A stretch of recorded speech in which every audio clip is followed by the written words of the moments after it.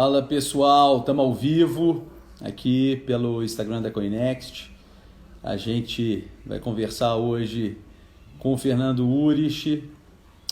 Fernando é um amigo de longa data, um economista, enfim, especializado em escola austríaca, um economista liberal que eu admiro, que eu gosto. Pessoal, tá tudo bem com o áudio aí? Vocês estão escutando? Manda um joinha, por favor, aí se tiver tudo certo com o áudio. Daqui a pouco o Fernando vai entrar. A gente vai falar hoje sobre como é que conhecer um pouquinho mais da história do Fernando, aquilo que ele não fala no YouTube, né, nas redes sociais. Vamos falar sobre Casa da Moeda, vamos falar sobre crise de 2008, o que essa crise de 2008 tem a ver, né, ou qual que é a relação dessa crise com essa nova crise, né, grande crise global provocada pelo Covid-19. Falar de oscilação do preço do Bitcoin. Vamos falar do pânico dos mercados aí pós-halving. Enfim, assunto aqui não falta. Vamos falar dessa expansão trilionária de base, essa expansão de base monetária ao redor do mundo, né, feita por todos os bancos centrais a nível global. Enfim, já estamos lá no Quantitative Easing número 4, ou seja, 4 grande expansão monetária feita pelo Fed, né, após 2008, uma experimentação econômica, enfim, sem precedentes.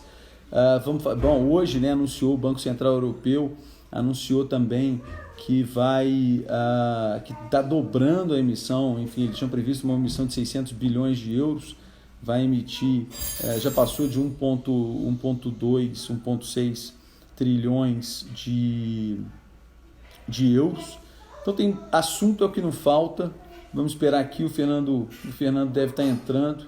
Eu queria só ver com vocês, o áudio está ok então, né? Se vocês puderem mandar um joinha, só para saber se está tudo certo antes dele entrar. E eu também vou desativar os comentários, pessoal, para não aparecer aqui no rosto dele.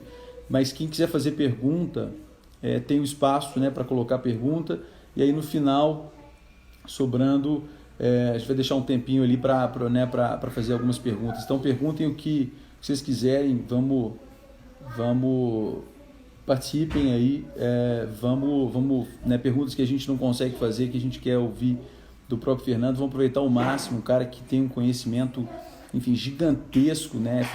Ele é de fato quem trouxe para o Brasil todo o conhecimento ali de criptomoedas, o primeiro livro lançado, um cara que fala disso desde lá meados de 2013, né, ou se bobear até antes, um cara que acreditou nisso, enfim, no começo tido como um louco, e aí aos poucos, né, as pessoas vão entendendo, e ele cada vez mais foi ganhando notoriedade, seríssimo. Então não tenho o que dizer, né, em relação ao conhecimento que ele adquiriu ao longo desse período.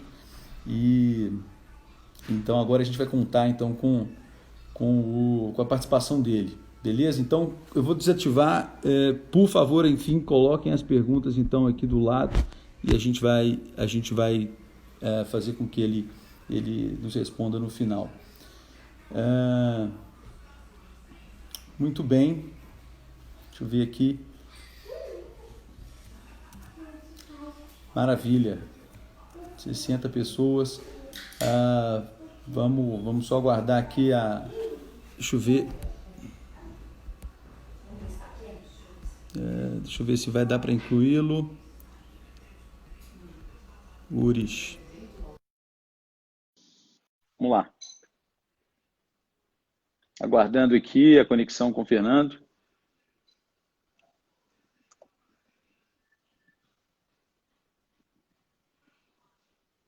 Vamos lá.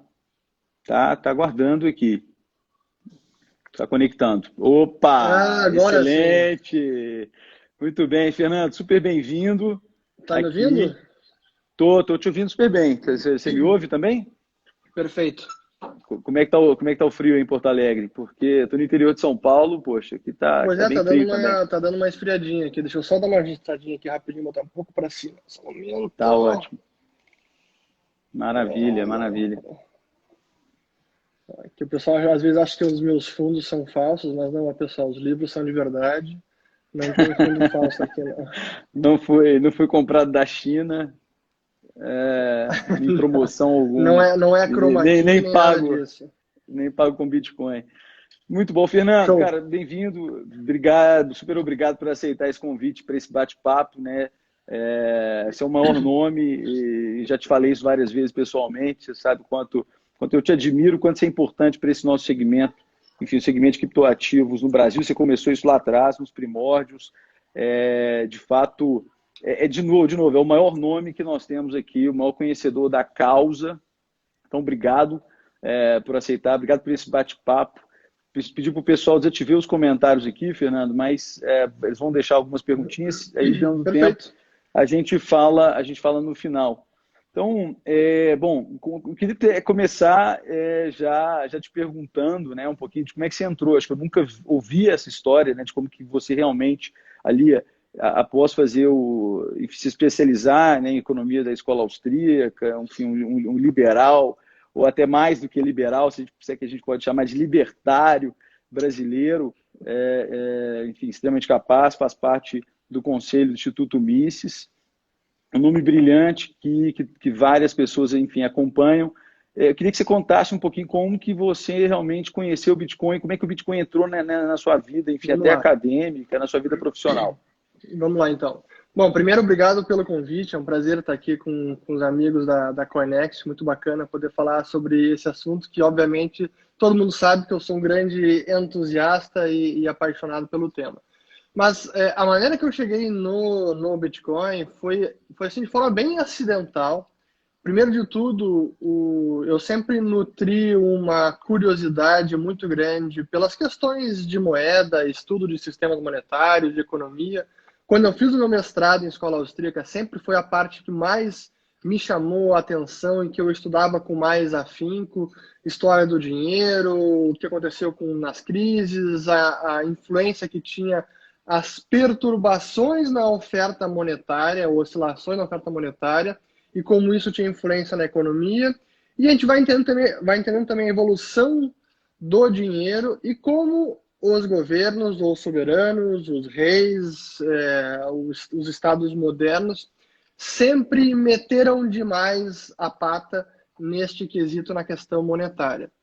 E, obviamente, eu, como alguém que acredito no livre mercado, acredito na livre interação, nas trocas voluntárias dos indivíduos, eu também entretive a ideia que o Friedrich Hayek já entretinha lá nos anos 70, da ideia de desestatização do dinheiro, de concorrência do dinheiro, que hoje acho que ainda é uma heresia na maior parte dos países, especialmente na academia em ciências econômicas.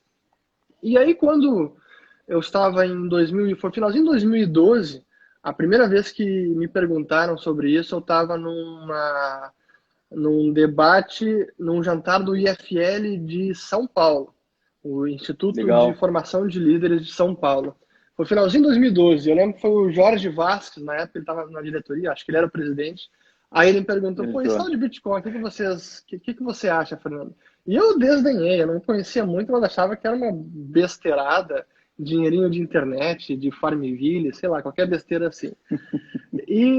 Mas, por casualidade, e que bom que eu tive a humildade de, logo depois, em fevereiro, março de 2013, estudar a fundo. Eu, na época, escrevia um blog junto com o Hélio Beltrão, do Instituto Mises, e o Jonas Fagá, que hoje mora na Itália, um grande investidor brasileiro, e a gente escrevia um blog chamado O Ponto Base. E aí toda semana eu tinha que procurar algum tema específico. E aí, por casualidade, caiu para mim escrever sobre o Bitcoin, porque o Bitcoin naquele momento tinha passado por uma de suas bolhas, que saiu de $60 para 266 e de volta para os mesmos 60. Isso foi 2014, por aí? Comecinho em 2013. Na época só tinha aquela MTGOX para comprar Bitcoin, aquela exchange, assim, era terra de ninguém. E aí então foi uma bolha e um crash no mesmo dia. E eu, pô, vamos então escrever sobre isso. Será que é um investimento? Não é? Tem alguma coisa por trás? E aquilo então foi a minha primeira oportunidade real de estudar o tema com imparcialidade, buscando conhecer a fundo. E foi foi a segunda pílula vermelha que eu tomei na vida. A primeira foi o livro do Rothbard, O que o governo fez com o nosso dinheiro. ali que eu entendi o que era inflação, como funcionava a moeda. E a segunda pílula vermelha foi com o Bitcoin, porque eu entendi como funcionava o sistema, e aí eu pude, digamos, imaginar todas as repercussões, as implicações, o potencial dessa tecnologia. E aí, instantaneamente, fiquei fascinado pelo tema, segui estudando a fundo, escrevi um livro um ano depois, que foi publicado pelo Mises Brasil, Bitcoin, a moeda na era digital. Até ele tá, o PDF dele, acho que ainda está gratuito. Então, e o meu objetivo sempre foi divulgar a tecnologia. Mas esse foi o meu início nesse mundo do Bitcoin. Não, incrível. Entender. Incrível. E assim, eu não sabia. Nós, como membros do IFL, né, inclusive deixo aqui registrado um alô para todos os nossos colegas de IFL, Instituto Incrível.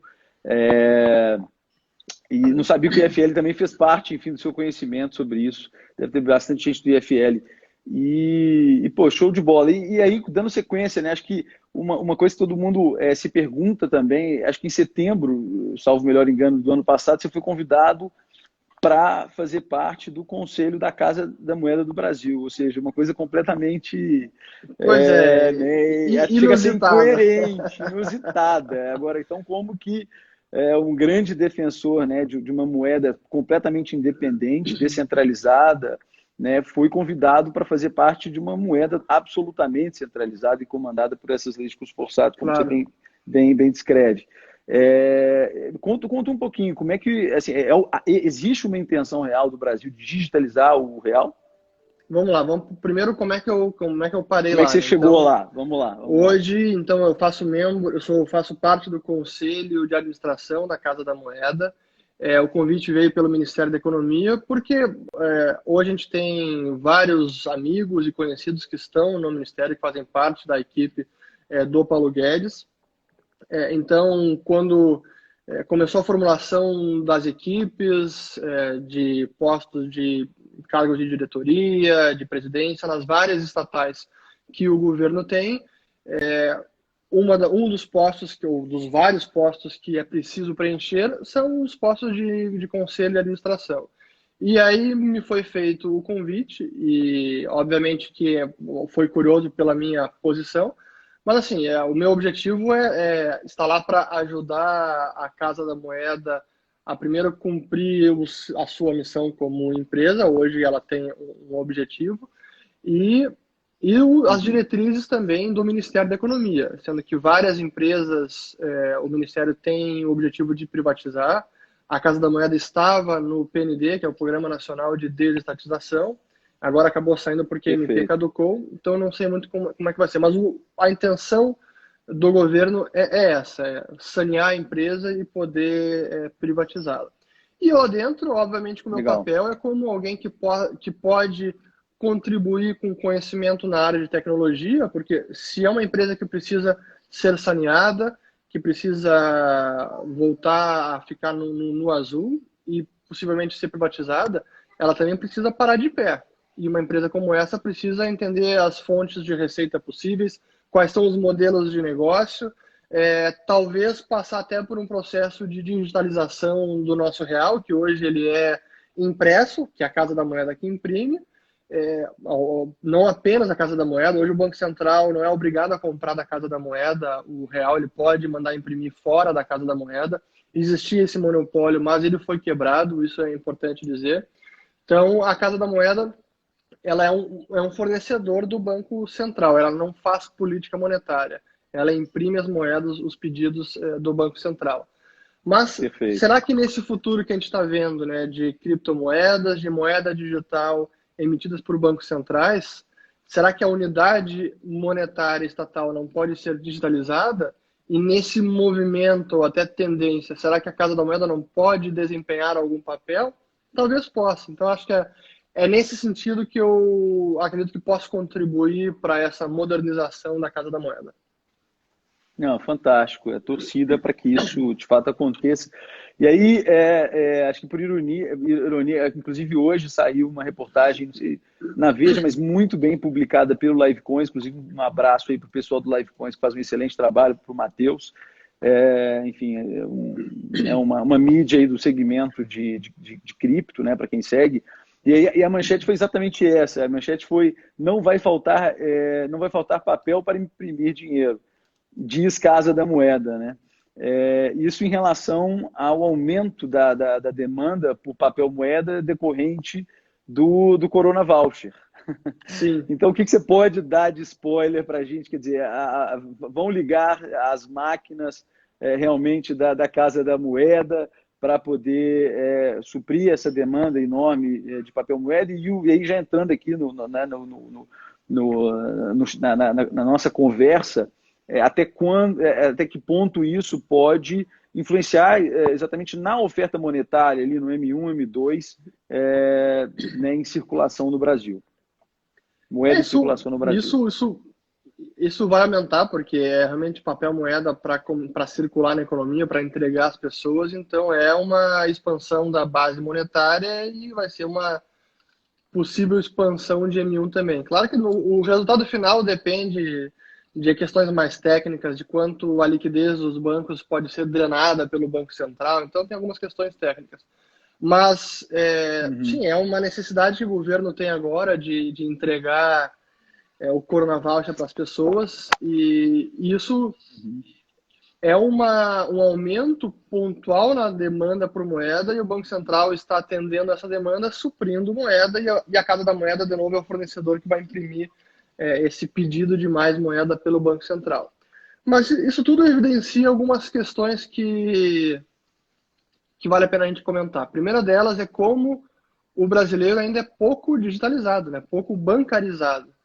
A gente está em 2020 e o último dado que eu vi sobre isso já tem uns 3 anos, talvez tenha melhorado, mas que cerca de 45% da população não tinha conta bancária no Brasil. Então, é um número muito, muito expressivo. Incrível, inacreditável. Né? E agora, nesse momento, isso ficou claro, né? Porque se pudesse usar conta direto na Caixa Econômica, ou no Banco do Brasil, ou qualquer outra instituição financeira que tenha grande capilaridade, ou por meio de aplicativos também, que é uma facilidade, isso não seria necessário ter que entregar papel moeda físico na mão das pessoas. Nos Estados Unidos também não foi muito diferente, né? Lá o Trump literalmente enviou cheques para as pessoas. Então não está muito longe disso. Cheque impresso, enfim, onde as pessoas podiam ir lá no banco e descontar, né? Assim, é inacreditável realmente que a gente chegou em 2020 e tem, sei lá, 40% ou mais da população. E aí eu não tenho números, mas realmente a Caixa ela teve que se virar para construir um aplicativo e as pessoas automaticamente já geravam contas digitais e a partir dessas contas elas então tinham acesso ao Corona Voucher. Ou seja, é inacreditável, né? Então, espero que isso faça, inclusive, traga algum bem do ponto de vista de acesso a esse mundo digital, essa digitalização que inclui querendo ou não, o Bitcoin, né? Mas vamos lá. Falando assim, né, acho que voltando na história do Bitcoin, que ele nasce em 2008, né, durante ou logo após ali a falência decretada do Lehman Brothers, no dia fatídico, dia 15 de setembro. Mas, mais precisamente, enfim, ele nasce naquelas semanas seguintes, e ele nasce durante uma grande crise. Essa, efetivamente, a gente pode dizer que é a primeira grande crise global que o Bitcoin ele passa existindo, né, valorizado, enfim, com moedas em circulação, passando agora recentemente, pelas últimas semanas, pelo seu halving. Então, até que ponto, né, na sua opinião, né, você acredita que essa crise atual ela vem acelerar o processo de percepção, de aceitação, de conhecimento, né, por parte do mercado financeiro tradicional, do Bitcoin como reserva de valor? Eu acho que esse é um lado positivo, entre aspas, né, que a gente pode dizer, para o Bitcoin, para o chamado awareness, no inglês, né, a percepção. Até a gente não tem uma boa tradução de awareness, né, é o fenômeno das pessoas conhecerem algo, ter noção de algo. Reconhecimento.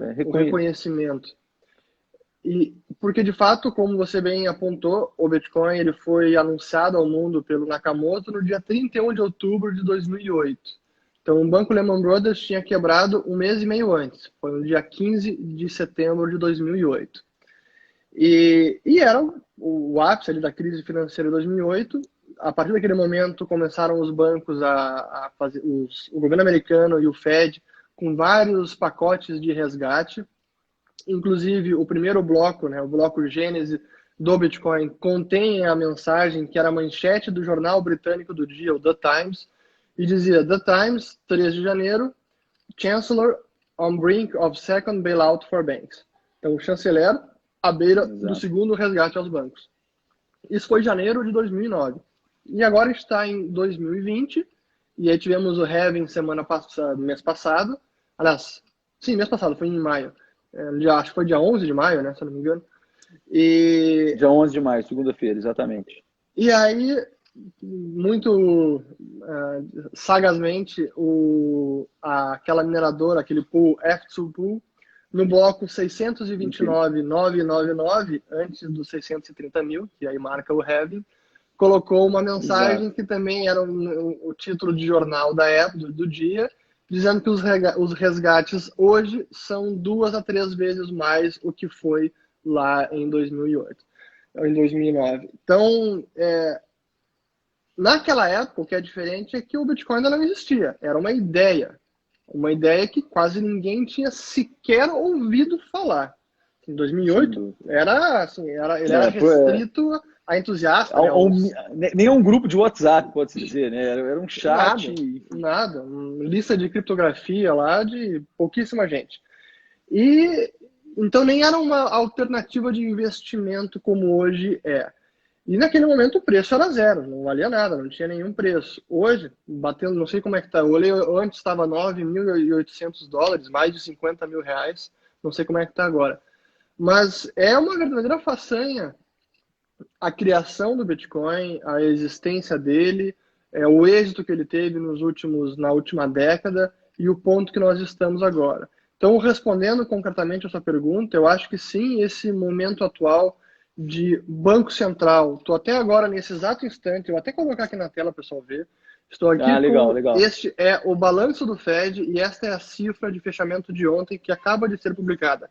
7,2 trilhões de dólares é o balanço do Fed nesse momento. É inacreditável. Assim, é um negócio impressionante. Ou seja, só para impressionante, né? Ou seja, se a gente lembrar da semana, vamos lá, na semana do Lehman Brothers, ou né, na semana, enfim, ali antes de acabar setembro de 2008, né, naquele ápice da crise, a gente tinha 800 bi.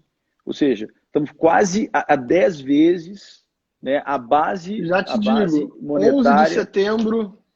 11 de setembro de 2008, estava ali 933 bilhões. Bilhões. É inacreditável, cara. É quase 10 vezes, ou seja, o mundo não criou 10 vezes a riqueza que tínhamos em 2000. Não tem mais, né? Não tem 10 vezes estradas ou rodovias ou indústrias. Quer dizer, o que justifica essa experimentação? O que justifica, né? Até que ponto essa peça de ficção vai parar de pé, sabe? Eu acho que isso é uma questão crucial que todo mundo se pergunta, né?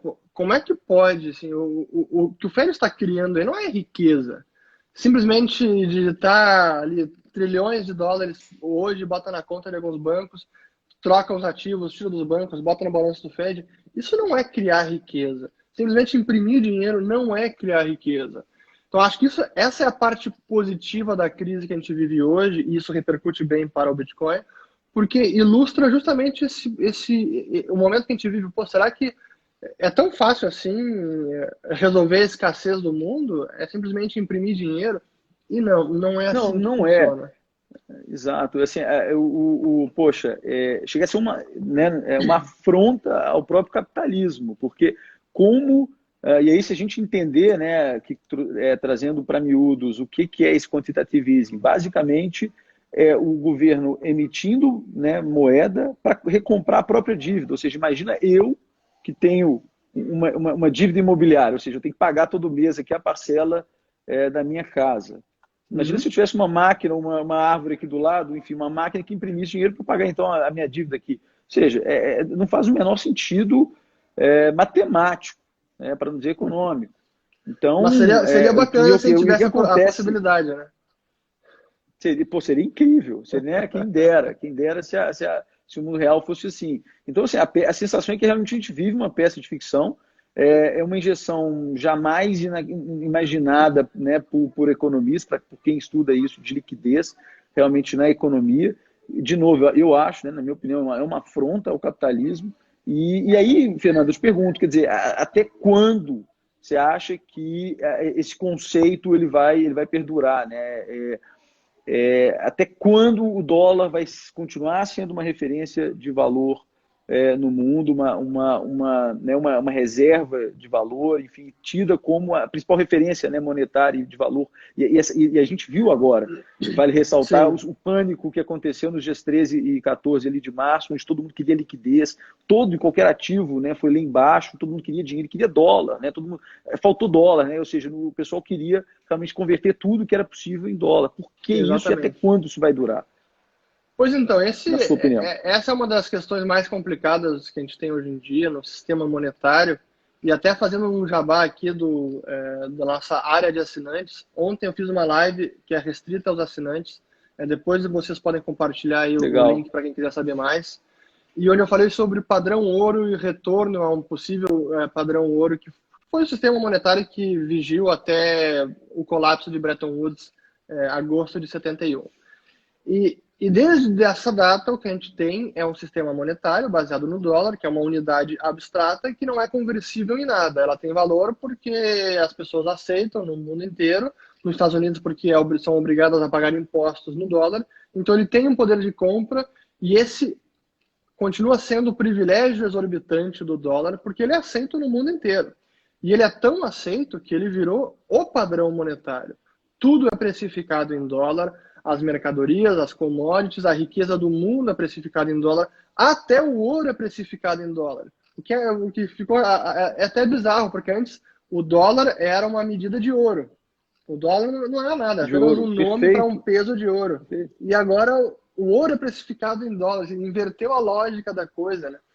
E nesse sistema monetário significa que uma boa parte das dívidas, a maior parte das dívidas mundiais, passivos bancários de empresas, estão denominadas em dólares também.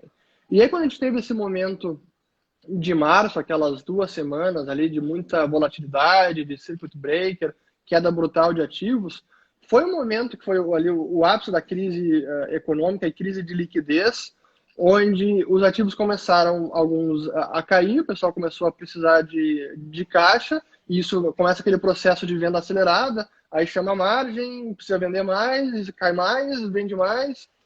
E aí nesses momentos, e aquele também foi aquele mês, foi o início em várias cidades, os Estados Unidos tinha começado, de restrição, de distanciamento social e tal. Então naquela semana o comércio mundial também estava parando. E aí o fluxo de pagamentos para, mas as dívidas seguem vencendo. Então nesse momento, a necessidade de dólares, a demanda por dólares era muito, muito intensa. E como você bem falou, naquela semana tudo caiu. Tudo caiu, a não ser dinheiro, dólar e treasuries, coisas, bons de curtíssimo prazo. Foi impressionante. Ontem nessa live eu mostrei um gráfico sobre os ETFs, o fluxo de ETFs de ouro, como tem sido nos últimos anos muito positivos, nas últimas semanas, no último ano, nas últimas semanas também, mas naquela semana do 23 de março, o fluxo foi bem negativo, porque todo mundo vendendo tudo para levantar a caixa, né? Mas é algo pontual. Então a gente ainda vive no padrão dólar e sair desse sistema monetário não é algo tão simples. Não é. E o que é mais preocupante, quer dizer, não sei se você concorda comigo, eu sempre falo isso, sempre quando tem oportunidade eu falo sobre isso. Realmente o aumento exacerbado, você citou a expansão monetária, mas o aumento exacerbado da dívida pública, que chega a ser humanamente, pode-se dizer, impagável, né? Eu não tenho o número da dívida pública, sei lá, global, mas dos Estados Unidos é algo como 28 trilhões, me corrija se eu estiver enganado, de dólares. 23 trilhões, 24. O que é 23, 24 trilhões de dólares, o que enfim, cresce, né, ano após ano, e principalmente ali depois de 2008, né? Bom, enfim, aí como é que funciona essa relação entre emissão de moeda, aumento de dívida, né? Que eu acho que o pessoal aqui tem bastante né, dificuldade de entender. Tudo bem, mas a base aumentou, né, por conta do aumento do endividamento público. Isso tem acontecido, né, e até que medida, ou não? A gente está falando de impressão de dinheiro pura e simplesmente. Pois então, a gente está falando aqui, eu estou com um site bem interessante, está aberto aqui, que é o usdebtclock.org. Tá aqui, ó. Enquanto a gente vai fazer essa live, a dívida americana vai subir alguns bilhões de dólares, né? Esse é o cenário que a gente vive. Outra, quem dera se a gente conseguisse também aumentar a nossa dívida nessas proporções, né? Sem uma garantia real, né? Sem um aval de alguém que a gente conhece, enfim, seria muito bom ter esse poder. Mas e aí o problema é que a gente está falando de países, né, de economias como os Estados Unidos, como o Japão.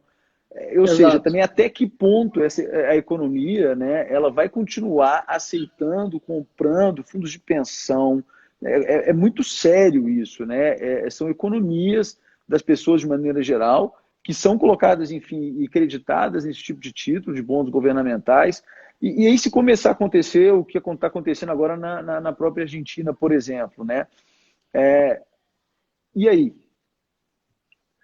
Então, assim, todo o processo de endividamento público hoje em dia, o relacionamento Banco Central e dívida pública é muito complicado, para dizer um mínimo. Assim, é uma relação umbilical, porque o Banco Central faz política monetária com título público e é o que ele carrega no seu balanço. Então, o Banco Central pode denominar de qualquer coisa, mas ele está financiando o Tesouro.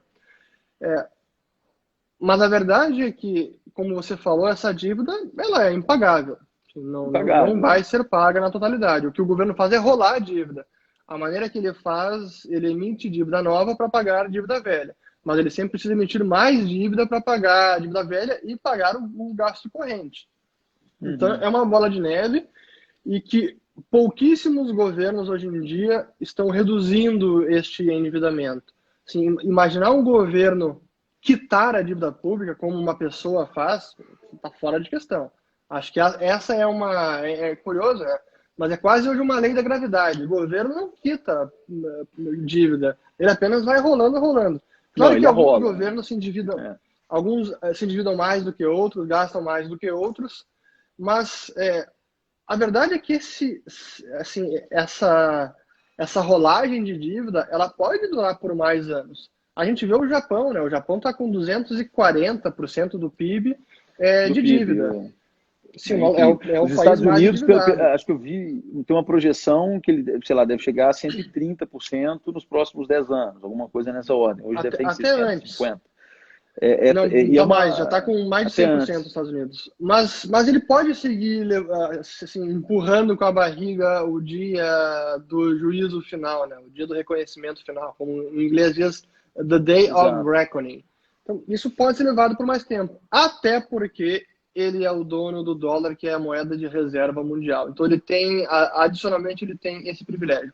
Países como a Argentina, e como foi o Brasil na década de 80 e início dos 90, que não tinham quase nenhuma disciplina fiscal, simplesmente emitir moeda e ia desvalorizar a moeda pra caramba, como foi feito, como acabou a nossa alta inflação e hiperinflação, e é o que está acontecendo na Argentina hoje, né? Uma inflação de 2 dígitos que é inaceitável no mundo que a gente vive hoje. Mas, assim, a indisciplina fiscal é que leva a esse estado de coisas.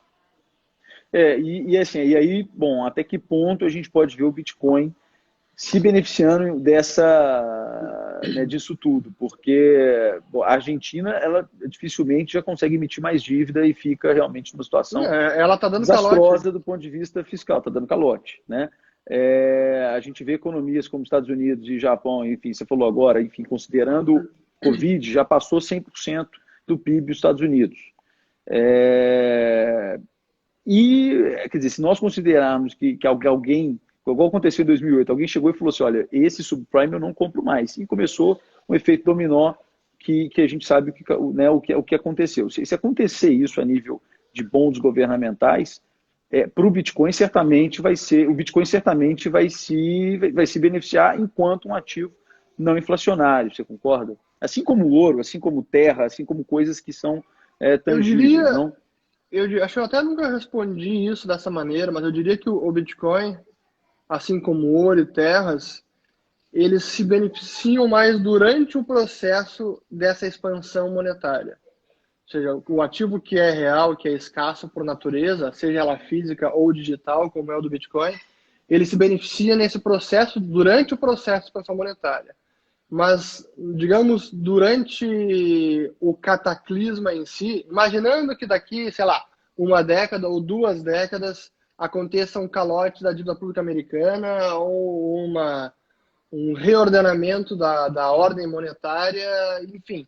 Durante o cataclisma, aí é difícil dizer, né? Pode ser que até perca valor naquele momento, como foi agora durante essa crise de março.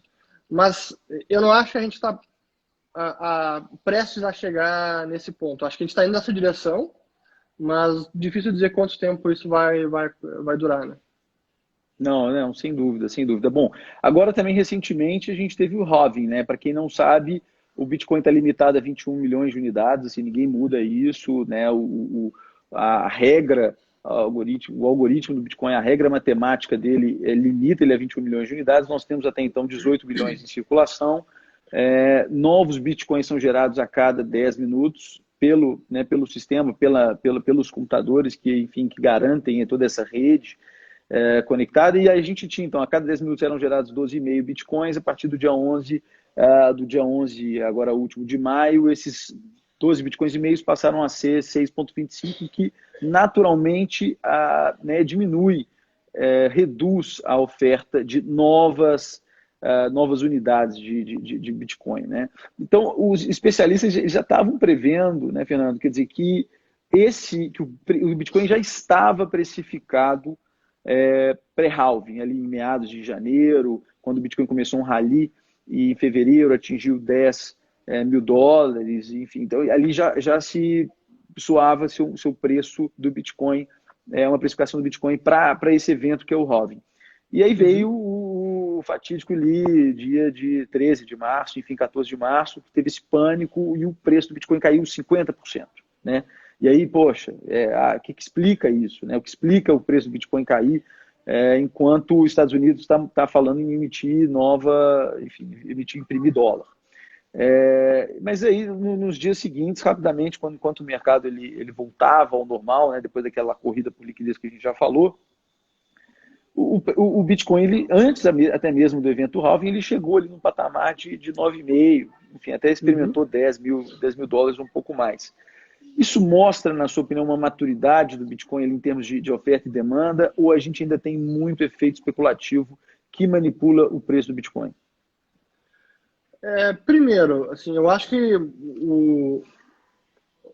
a infraestrutura toda, em termos de mercado, melhorou assim, incomparavelmente ao que era 5 anos atrás ou 7 anos atrás, mas acho que ainda tem muito para melhorar.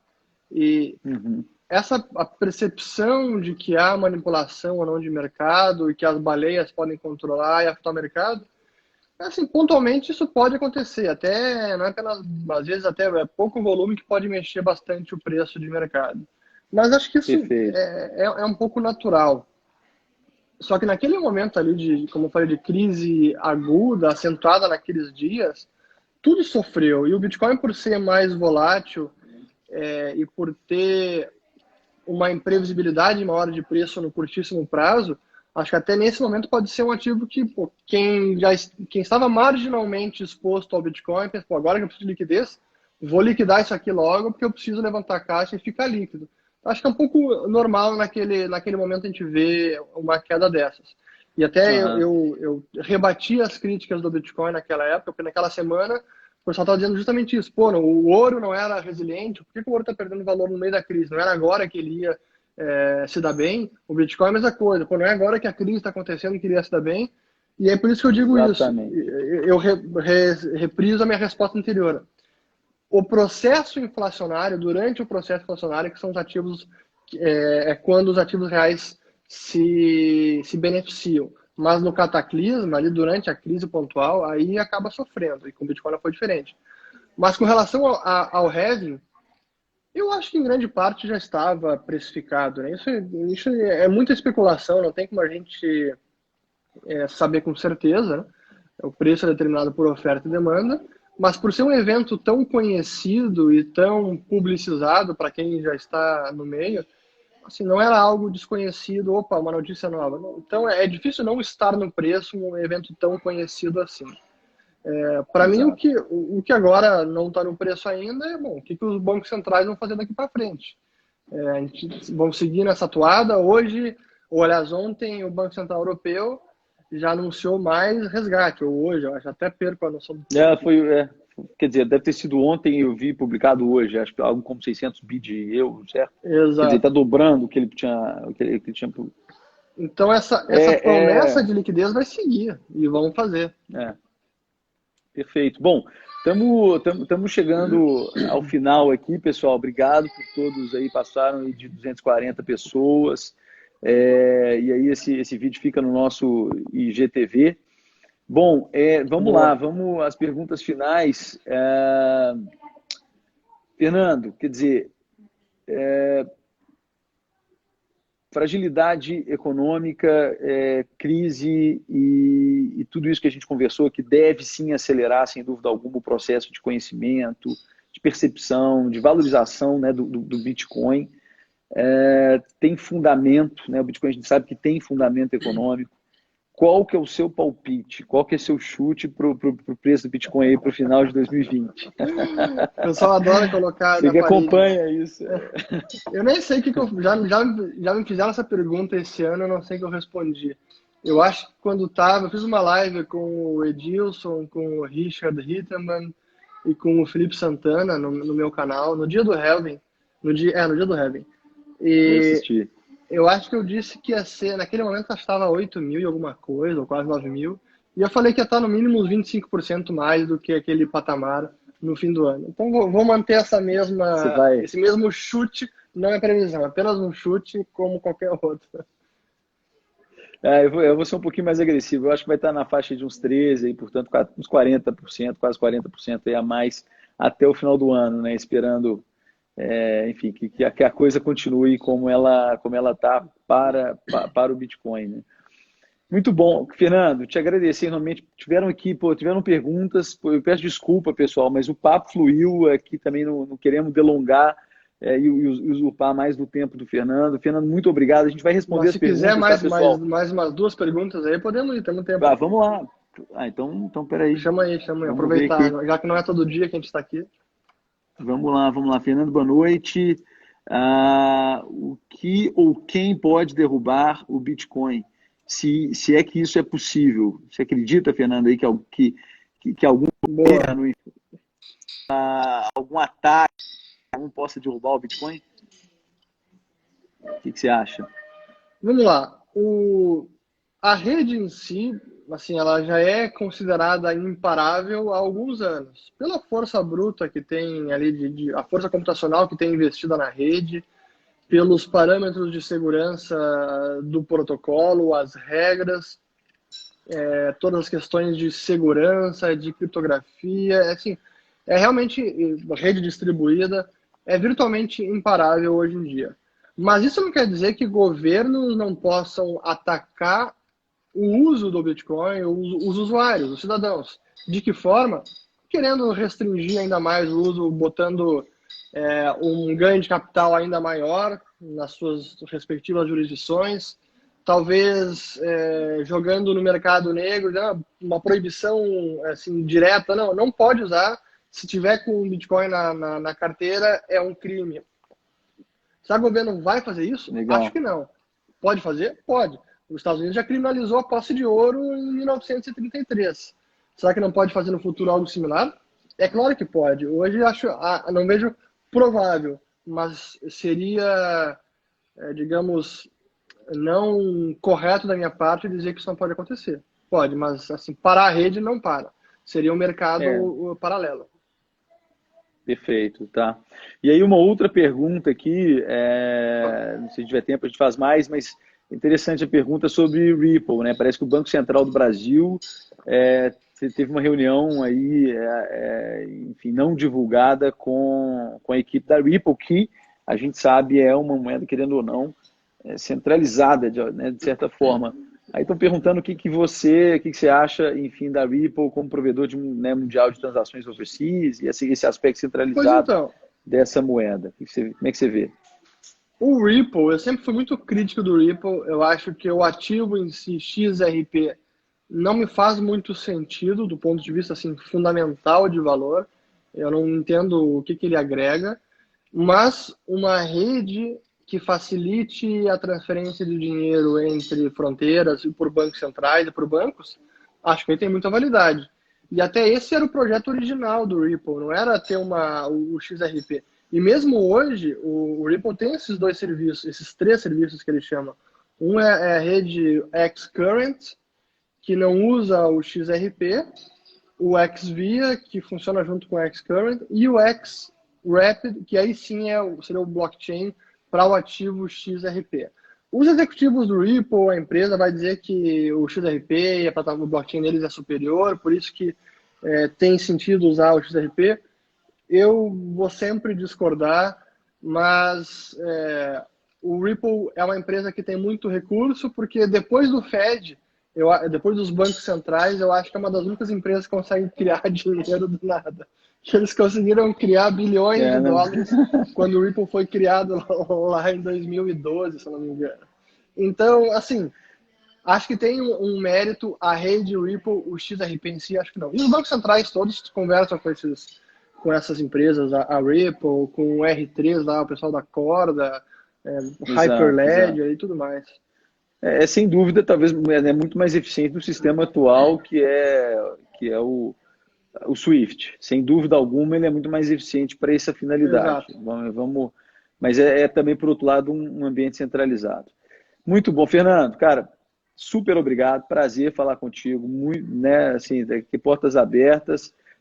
Vamos fazer mais. Foi ótimo, maravilhoso. Pessoal, quem seguiu aqui, segue o Fernando. Né? Isso é não um conselho, é para quem realmente tem dúvida e para quem quer conhecer um pouco mais sobre esse mercado, tem que seguir o Fernando no YouTube, né? O YouTube, que é o principal canal, é por onde eu realmente comecei a me adentrar, e te agradeço, inclusive, por ter participado desse meu